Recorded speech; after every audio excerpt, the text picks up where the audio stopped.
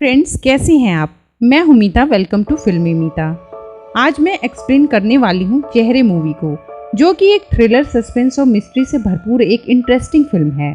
पर फिल्म शुरू करने के पहले वो रेड कलर वाले सब्सक्राइबर को जरूर प्रेस करके चैनल को जरूर सब्सक्राइब कर लें और साथ ही बेल आइकन प्रेस कर लें।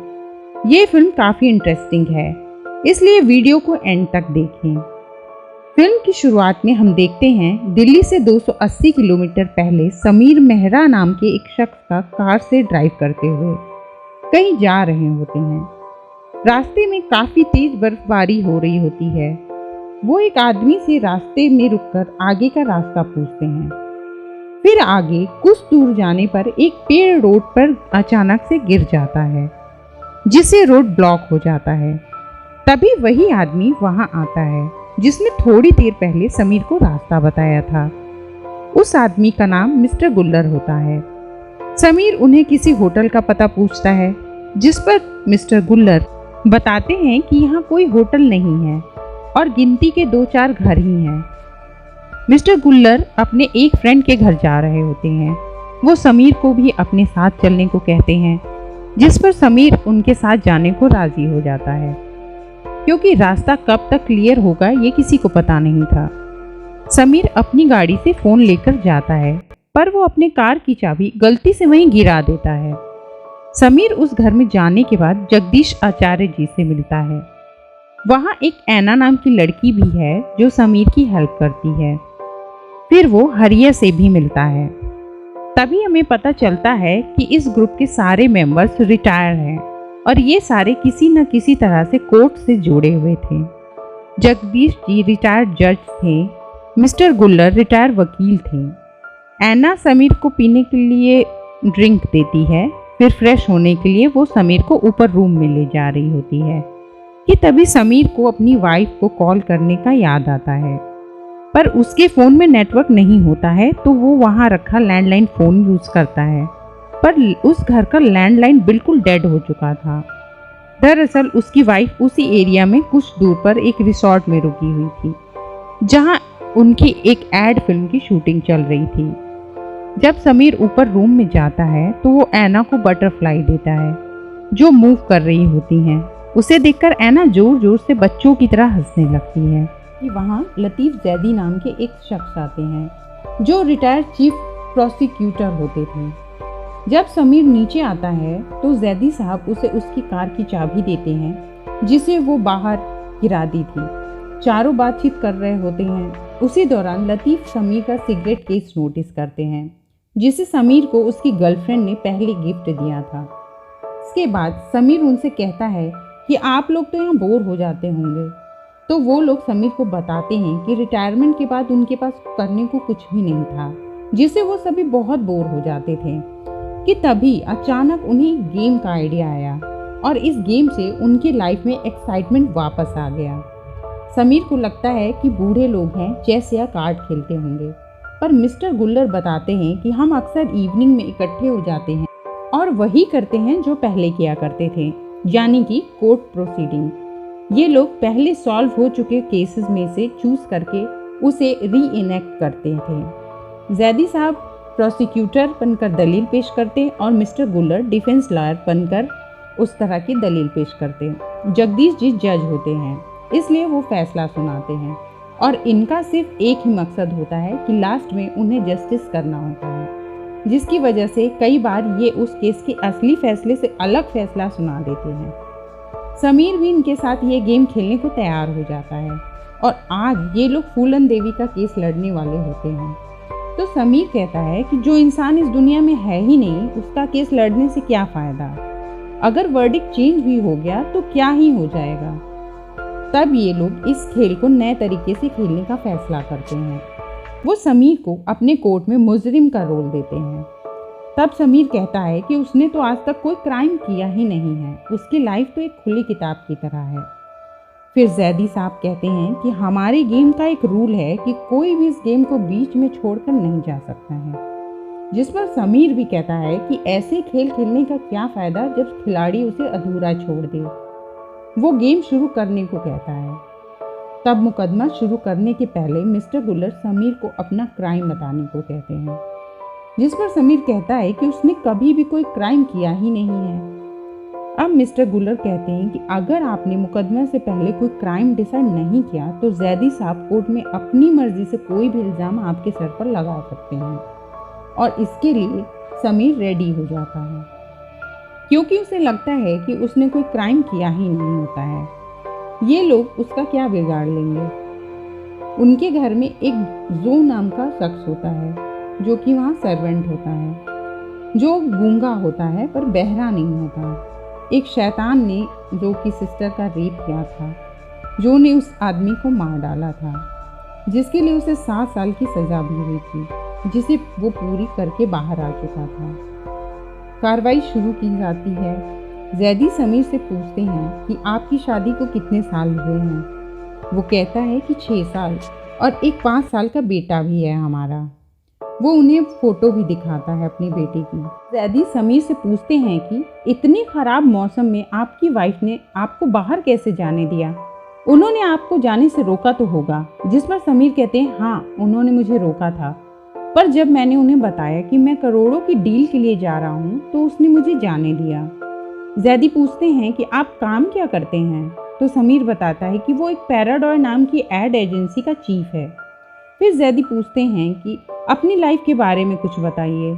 तब समीर बताता है कि जब वो 10th में था तभी उसके फादर की डेथ हो गई थी, इसलिए वो एक प्रॉपर्टी डीलर के साथ काम कर रहा था, साथ ही अपनी पढ़ाई भी कंप्लीट कर रहा था। जब जैदी उसे प्रॉपर्टी डीलर के बारे में डिटेल में बताने को कहते हैं, तब समीर बताता है कि एक सनराइज नाम की बहुत बड़ी फर्म थी, उसमें बहुत सारी डील्स हुआ करती थी।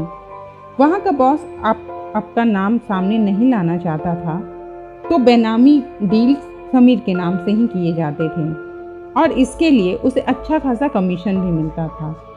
और अभी वो जिस कंपनी में सीईओ की पोस्ट पर है, उससे पहले वहाँ ओसवाल नाम के एक आदमी सीईओ थे, पर 1 महीने पहले ही उनकी डेथ हो गई थी। ये सुनकर जैदी ओसवाल के मर्डर का इल्ज़ाम समीर पर लगा देते हैं और इसके लिए 3 पॉइंट भी जज के सामने रखते हैं।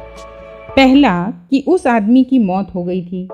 दूसरी कि इसकी मौत से सबसे ज़्यादा फ़ायदा जो हुआ वो मुलजिम को हुआ है, यानी कि समीर को हुआ है, और मुलजिम के पास मोटिव भी था मर्डर करने का। वो सीईओ की पोस्ट हासिल करना चाहता था। और तीसरी बात ये कि जब उसकी मौत के बारे में समीर बोल रहा था तो वो बहुत ही इनसेंसिटिव वे में बोल रहा था। ऐसा लग रहा था कि उसकी मौत से सबसे ज़्यादा खुशी समीर को ही हुई है। इस पर जज जगदीश कहते हैं कि अगर आप इस बात को प्रूव नहीं कर पाएँ तो आप इस कोर्ट में आगे कोई भी केस नहीं लड़ पाएंगे, जिसके लिए जैदी साहब तैयार हो जाते हैं। फिर वो लोग डिनर के लिए ब्रेक लेते हैं। ब्रेक में समीर कहता है कि मर्डर का चार्ज कुछ ज़्यादा ही नहीं हो गया। फिर ब्रेक में समीर को पता चलता है कि हरियर रिटायर होने के पहले एक जल्लाद था और वो अपने बैग में से फांसी का फंदा भी समीर को निकाल कर दिखाता है। डिनर के बाद कोर्ट की कार्रवाई फिर से शुरू की जाती है। जैदी साहब समीर से ओसवाल की वाइफ का नाम पूछते हैं तो समीर नताशा बताता है, जिस पर जैदी आगे कहते हैं कि हमने आपके पास एक गोल्ड सिगरेट केस देखा था जिसे आपकी गर्लफ्रेंड ने आपको गिफ्ट किया था, जिस पर लिखा था विथ लव एंड ओ, मतलब नताशा ओसवाल। और इतना महंगा गिफ्ट उन्होंने आपको दिया है, इसका मतलब आप दोनों का अफेयर चल रहा था। फिर समीर बताता है कि वो नताशा से कैसे मिला। वो नताशा से पहली बार एक बार में मिला था। नताशा का इयररिंग गिर गया था तो समीर उसे रिटर्न करने गया था। नताशा ने काफ़ी ड्रिंक कर रखी थी, इसलिए समीर उसे ड्राइव करके घर ड्रॉप करने जा रहा था, पर नताशा ने उसे उसके फार्म हाउस ले जाने को कहा और वहाँ जाकर वो स्विमिंग करने लगी। उसके बाद समीर को उसकी बातों से पता चला कि वो बहुत लोनली है। वो लोग अक्सर मिलने लगे, पर उसने अपने हस्बैंड के बारे में सिर्फ इतना ही बताया था कि वो ज़्यादातर टाइम टूर पर बाहर जाया करते हैं। पर नताशा का साथ समीर को बहुत पसंद आ रहा था, इसलिए वो दोनों एक दूसरे को डेट करने लगते हैं। एक दिन नताशा के फ़ोन पर उसके हस्बैंड का कॉल आता है तो समीर अपने बॉस की फ़ोटो देख लेता है और नताशा से पूछता है कि ये कौन है, जिस पर नताशा बताती है कि ये उसका खड़ूस पति है। तब समीर को पता चलता है कि नताशा उसके बॉस की वाइफ है। तब उसने नताशा से मिलना बंद कर दिया था क्योंकि वो काफ़ी डर गया था। ये उसकी नौकरी के ऊपर खतरा बन सकता था। पर कुछ दिनों के बाद नताशा ने उसे खुद कॉल करके रात को अपने फार्म हाउस पर बुलाया। पर जब वो वहाँ गया तो गेट अंदर से बंद था और नताशा उसका कॉल पिक नहीं कर रही थी। पर रूम की light bar bar on off हो रही थी, इसलिए वो दीवार फांद करके घर के अंदर गया। वहाँ वो देखता है कि नताशा के हाथ पांव बंधे हैं और उसके मुंह पर टेप लगा हुआ था। समीर उसे तुरंत आज़ाद करवाता है। नताशा गुस्से में पागल हो चुकी थी। वो कहती है कि अगर आज तुम नहीं आते तो मैं इस घर में तड़प कर मर जाती और किसी को पता भी नहीं चलता। इसलिए वो अपने हस्बैंड को गोली मारना चाहती है। पर समीर समझाता है कि ऐसा करने पर वो नताशा को फांसी भी हो सकती है। आगे नताशा बताती है कि वो उसे चाबुक से सिर्फ अपने मज़े के लिए मारता है और जब वो डाइवोर्स लेने की बात करती है तो उसका हस्बैंड उसे धमकी देता है कि वो उसका फेस खराब कर देगा। इसलिए वो समीर को खुद से अलग होने से मना करती है। कहानी सुनकर जैदी कहते हैं कि इसलिए आपने मिस्टर ओसवाल को मार डाला। ये सुनकर समीर बताता है कि मिस्टर ओसवाल की मौत एक नेचुरल डेथ थी। उन्हें गोल्फ खेलते समय हार्ट अटैक आ गया था। मैंने उनका मर्डर नहीं किया है। पर इत्तेफाक से मैं वहीं पर मौजूद था, क्योंकि जब उन्हें हार्ट अटैक आया था तब मैं उन्हें एक इम्पॉर्टेंट फाइल देने के लिए वहाँ गया हुआ था। मिस्टर ओसवाल के लिए डॉक्टर को बुलाया गया था, पर डॉक्टर के आने से पहले उनकी डेथ हो चुकी थी। मिस्टर ओसवाल की डेथ 23 नवंबर को 11:30 बजे सुबह हुई थी। फिर जैदी साहब समीर पर इल्ज़ाम लगाते हैं कि जिस रात नताशा को समीर बचाने गया था उसी रात उसे पता चल गया था कि मिस्टर ओसवाल को पहले भी हार्ट अटैक आ चुका है और सेकेंड टाइम हार्ट अटैक आने पर उनकी डेथ हो सकती है। अब एक प्लान के तहत समीर और नताशा ने अपना एक इंटीमेट टेप बनाया और गोल्फ खेलते वक्त ओसवाल को सेंड कर दिया, जिसे देखकर ओसवाल को हार्ट अटैक आ गया। जैदी ने समीर को फ़ोन अनलॉक करते हुए देख लिया था, इसलिए उसने समीर का फ़ोन लेकर उसे अनलॉक करके वो टेप जज को दिखा दिया जो समीर ने ओसवाल को भेजा था। ये देखकर समीर को बहुत गुस्सा आता है। वो बोलता है कि उन्होंने उसका फ़ोन कैसे टच कर लिया। फिर आगे समीर कहता है कि नताशा एक नंबर की धोखेबाज थी। उसने मेरा इस्तेमाल किया है, क्योंकि असलियत में ओसवाल उसे बहुत प्यार करता था और उसे लेकर बहुत पजेसिव भी था। लेकिन नताशा एक शातिर औरत थी। ये पूरा प्लान उसी ने बनाया था। टेप बनाने का आइडिया और हार्ट अटैक करवाने का प्लान भी उसी का था। इतना ही नहीं, जब बाकी के लोग डॉक्टर को लाने गए थे तो नताशा ने ओसवाल को एक पोटेशियम का इंजेक्शन दे दिया था, जिससे मिस्टर ओसवाल की डेथ वहीं पर हो गई थी। ओसवाल के मरने के बाद उसने मुझे कंपनी का CEO बना दिया, लेकिन मुझसे मिलना बंद कर दिया और महीनों तक अपने घर से गायब हो गई थी। उसके लिए मैं बहुत परेशान था, पर एक दिन मैंने उसे किसी और आदमी के साथ देखा। वो आदमी कोई और नहीं था बल्कि मिस्टर ओसवाल का लॉयर था और तब मुझे समझ आया कि ये सारा प्लान तो इन दोनों का बनाया हुआ है। नताशा का पहली बार मुझसे मिलना, उसके बाद जानबूझकर मेरे सामने इयररिंग गिराना, ये सब इसके प्लान का हिस्सा था। जिस दिन मैंने इन दोनों को एक साथ में पकड़ा, उस दिन वो दोनों बातें कर रहे थे कि ओसवाल के मरने के बाद नताशा को $5 मिलियन मिलने वाले हैं। इसके साथ ही उसकी कंपनी और फार्म हाउस भी नताशा का मिल जाएगा। और मैंने उन दोनों की बातों का वीडियो टेप बना लिया और जब नताशा ने मुझे मारने की कोशिश की तो मैंने उससे वीडियो का वायरल करने की धमकी दी और नताशा को गन छीन कर वहाँ से भाग गया। जिसके बाद मैंने उन्हें मिलने वाली रकम में से 2.5 करोड़ रुपए भी मांगे, पर मुझे सारे पैसे कैश में चाहिए थे, इसलिए मैंने उसे कुछ दिन की मोहलत भी दी थी। वो गोल्ड सिगरेट केस मुझे उस लॉयर के पास मिला जो उसे नताशा ने दिया था, उसे भी मैंने ले लिया।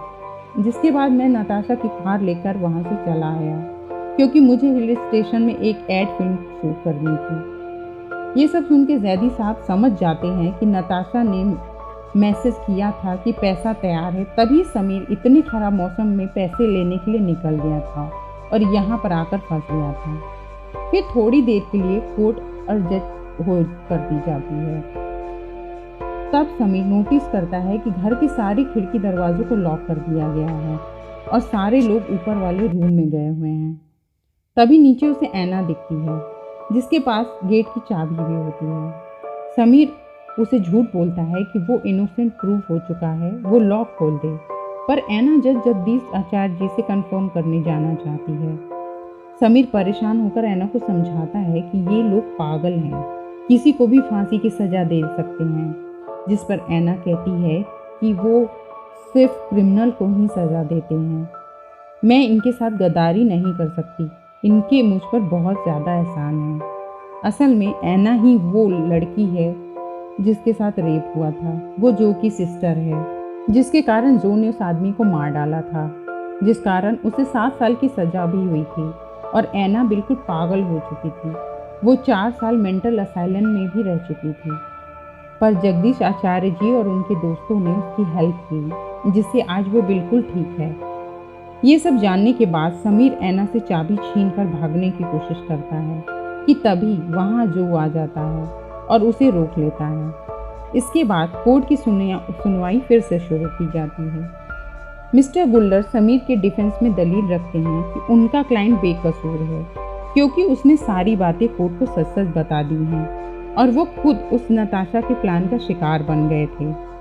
समीर नताशा को प्यार करने लगे थे, इसलिए वो उसकी तकलीफ देख नहीं सका, जिसकी वजह से उसने नताशा का साथ दे दिया। जैदी साहब अपनी दलील पेश करते हैं कि अगर कोई क्राइम करने के बाद अपना क्राइम एडमिट कर ले तो वो इनोसेंट नहीं हो जाता है, वरना तो जेल की कोई ज़रूरत ही नहीं पड़ेगी, सारे कैदियों को रिहा कर दीजिए। इस क्राइम में जितनी नताशा कसूरवार है उतना ही समीर भी कसूरवार है, क्योंकि मोबाइल का बटन जो उस दिन समीर ने दबाया था वो एक पिस्टल के ट्रिगर से कम नहीं था, जिसने ओसवाल को हार्ट अटैक दिलवा दिया था। समीर ने प्यार के लिए नहीं बल्कि अपने एम्बिशन के लिए मर्डर की में साथ दिया था, क्योंकि वो सीईओ बनना चाहता था और इस चीज़ का उसे कोई अफसोस भी नहीं था। उल्टा उसे लगता था कि वो जो भी गलत काम कर रहा है सारी दुनिया भी वही कर रही है और ऐसी बातें वही करता है जिसका ज़मीर मर चुका हो। ऐसे आदमी को जिंदा रहने का कोई हक नहीं है, इसे सजाए मौत दी जाए। जिसके बाद जज सारे मुकदमे को मद्देनज़र रखते हुए समीर को फांसी की सज़ा सुना देते हैं। समीर कहता है कि आप लोग इस तरह से किसी को फांसी नहीं दे सकते हैं, आप लोग भी क्रिमिनल हैं। तब जैदी साहब उसे बताते हैं कि ये पूरा घर सर्विलेंस पे है, यहाँ सभी जगह सीसीटीवी लगे हैं। कल इनकी एक हार्ड कॉपी हाई कोर्ट में जाएगी और दूसरी कॉपी क्राइम ब्रांच में जाएगी। सज़ा हम आपको बिल्कुल कानूनी तौर पर ही दिलवाएंगे। ये सुनकर समीर गन निकाल लेता है जो उसने नताशा से छीनी थी। वो सबको गन पॉइंट पर लेकर गेट का लॉक तोड़ता है और बाहर भाग जाता है। आचार्य जी और उनके सारे दोस्त उसे पकड़ने के लिए पीछे भागते हैं, पर वो भागते भागते ऐसी जगह पर पहुंच जाता है जहां पर काफ़ी बर्फ़ का दलदल था और समीर के दौड़ने से बर्फ़ टूट जाती है और समीर नीचे गिर जाता है, जिससे उसकी डेथ हो जाती है। अब जैदी साहब पुलिस को इन्फॉर्म कर देते हैं कि एक आदमी की डेथ पहाड़ी से नीचे गिरने से हो गई है। अगले दिन हम आचार्य जी के दरवाजे पर नताशा को देखते हैं। वो कहती है कि वो समीर की बॉस है। पुलिस ने गाड़ी तो लौटा दी है, पर उसका फ़ोन यहीं पर रह गया होगा, आप चेक करके बता सकते हैं क्या, क्योंकि वो कंपनी की प्रॉपर्टी है। लेकिन बात तो यहाँ पर कुछ और ही थी। समीर के फ़ोन में नताशा के 2 वीडियोस थे और मैसेजेस भी, जिससे नताशा पकड़ी जा सकती थी, इसलिए वो फ़ोन वो वापस हासिल करना चाहती थी। ये जानकर जैदी साहब उसे अंदर बुलाते हैं और सबसे मिलवाते हैं। शाम होने वाली है और बाहर मौसम भी बहुत ख़राब होता है, इसलिए वो नताशा को रात में वहीं रुकने को बोलते हैं और इसके लिए वो नताशा को मना भी लेते हैं। जिसके बाद वो लोग अपने गेम के बारे में नताशा को बताने लगते हैं और फिर फिल्म यहीं पर ख़त्म हो जाती है, जिसका मतलब अब नताशा पर मुकदमा चलने वाला था और उसने जो गुनाह किया है उसकी सज़ा उसे मिलने वाली है। दोस्तों, मुझे इस फिल्म की स्टोरी काफ़ी अच्छी लगी, पर इसे और अच्छी तरीके से भी बनाया जा सकता था। मैं इस फिल्म को 5 में से 3 स्टार दूंगी। आपको ये वीडियो कैसा लगा कमेंट करके हमें ज़रूर बताएं और जिन्होंने अभी तक चैनल को सब्सक्राइब नहीं किया है वो जल्दी से कर लें। अगर ये वीडियो आपको पसंद आया हो तो लाइक शेयर कमेंट करें। Thanks for watching, bye bye.